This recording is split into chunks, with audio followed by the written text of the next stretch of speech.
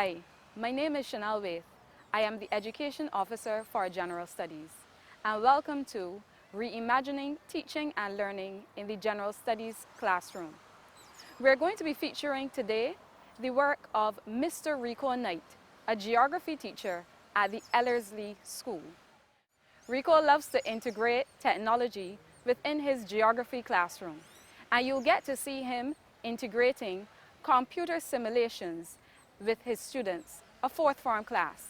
You will notice how the students are more engaged in his lesson and how interactive his lesson is with the integration of his computer simulations. All right, good morning, class. Today we're going to be looking at the intertropical convergence zone and anticyclones. So these are the objectives that we aim to get through today. All right, so let's get started right away. All right, so if you look at the name, it's a fairly long term. Right, together you will hear meteorologists call it the ITCZ. Right, so for each of the letters, but the first thing we should try to figure out is what the different terms in the acronym mean. Right, so you have the word inter and tropical. So if you look at this diagram here, right, what is it showing? Right, the equator. So these are tropical of Cancer. These are called lines of latitude. Right, good. So this is showing the lines of latitude across the Earth. So in between these two lines here, the tropical of Cancer and Capricorn, right, you have an area colored in red. So there's a name given to that area. What do we call it? Equator. Right, and around the equator, in between here, this is called the or tropics, right? The tropics, very good. Right, so this area colored red is called the tropics. So we know from that then that the ITCZ has to be somewhere within these two lines, tropical of Cancer and Capricorn. Right, so it's intertropical because it lies in between the tropic of Cancer and Capricorn. Hi, my name is Rico Knight. I'm currently a teacher of geography at the Ellerslie School, and today we're going to be speaking about my use of simulations in the teaching of geography. My reasons for using technology when I'm teaching geography came about there were a couple of reasons actually. Firstly, I noticed that there were some topics in geography, for example, the teaching of weather and climate, plate tectonics, that were somewhat difficult for students to grasp with the use of markers, what we call writing on the board, taking notes. So I have found that when students are able to visualize these processes, for example, how winds flow around the world or how two plates move at a boundary, they have a somewhat better grasp of the subject.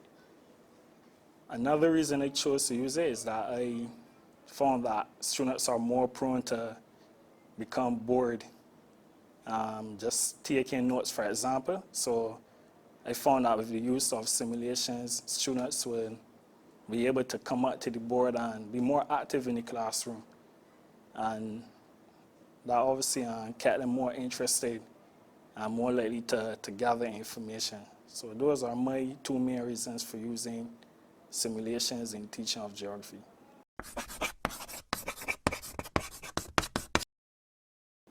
Other tools that I have used, there are a number of programs. For example, Google Earth, that's fairly common. I have used that in the teaching of plate tectonics. I have also used it for the teaching of weather.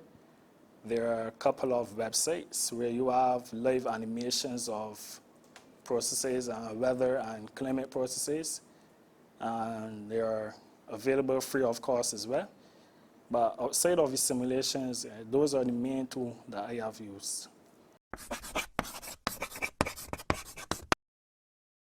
So a simulation is basically, I would put it as it's a program that it models how the real world, natural world works and displays it on a device, maybe a computer or a phone. So for example, if we look at weather and wind, So a weather simulation will show how winds across the world blow in relation to one another.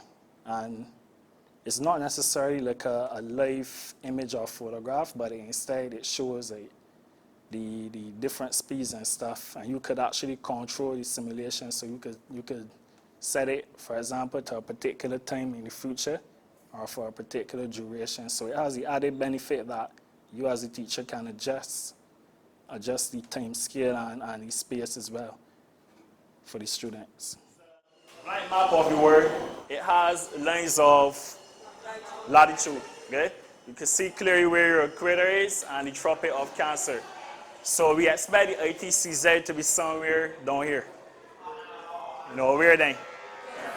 Right? So good, close to the equator. So if I click show ITCZ here, right? Down here is showing the what? Months of the year. So this is where the middle of that band where the ITCZ is in the month of January. So I'm going to slide across the band and I want you to tell me what happens to the ITCZ over the year. Right?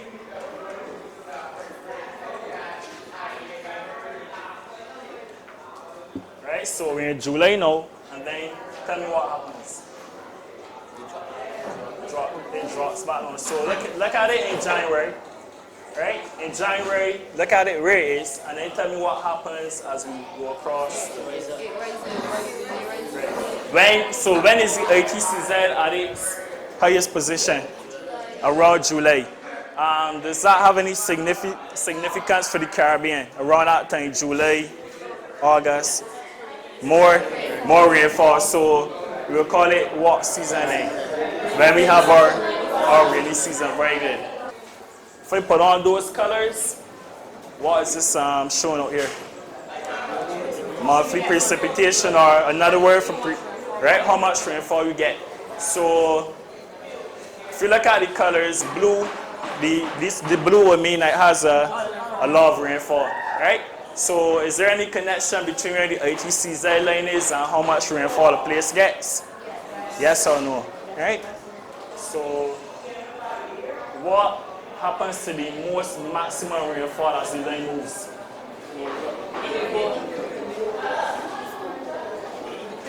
So the rainfall and the line, what's the connection between them? If you look at it. Very good. So wherever the ITCZ goes, you get more rainfall. Simple, right? Very good. My use of simulations, firstly for me, I found that it helped me a lot to get across the concepts that I was trying to get the students to grasp. I also found that it helps a lot in terms of time management. So instead of getting students to, for example, write notes on the board, you could get them to come up on the board and actually interact with the simulation. And that way too, you also get a number of students being able to participate. The benefits for the students, again, from my experiences teaching using simulations, I have found that students are much more clear about concepts that would be fairly difficult to grasp before the use of technology. For example, weather and climate, atmospheric circulation, plate tectonics, volcanoes. So these are things that you can't really take a student out to see on a field trip. So instead of robbing them of that experience of seeing how these things work in real life and not just in the text, but the simulations have allowed me to get the students to see how these processes work. And I really have found that it has increased their interest. I find that the questions coming from students would increase greatly compared to if I just write notes on the board or just show a PowerPoint presentation with words. So I basically find that students are more motivated, they're more interested as well, and class is generally more fun. It's basically showing how the waves are flowing across the earth right now. Where you have that green circle, can anyone tell me where that is? Right, very good. So I want a brave volunteer to look at this and see if you can pick out where the ITCZ is, and there's a way to tell how, right? So these white arrows are showing what? Wings, right? So how do you think we find the ITCZ? What would you look for? Wings that are coming together. Very good. So can anyone look? You could come up, right? Come up and look, and you could outline. You could just outline the area where the wings are. Can you all in the back see what she's outlining that area? You all could see the wings coming together. So they're right. It's white, so it might be a bit different. A bit different.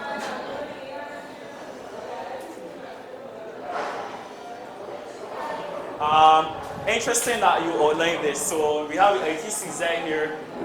What do you think this is part of the ITCZ as well too, or yeah? So what is that?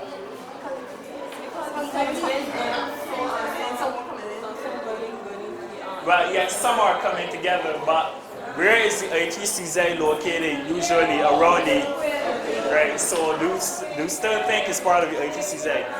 Alright, so good. Alright, so just remember it's always close to the equator. Right, I definitely have found that with the use of the simulations, students are able to discover answers for themselves as opposed to me, the teacher, telling them, well, X happens because of Y.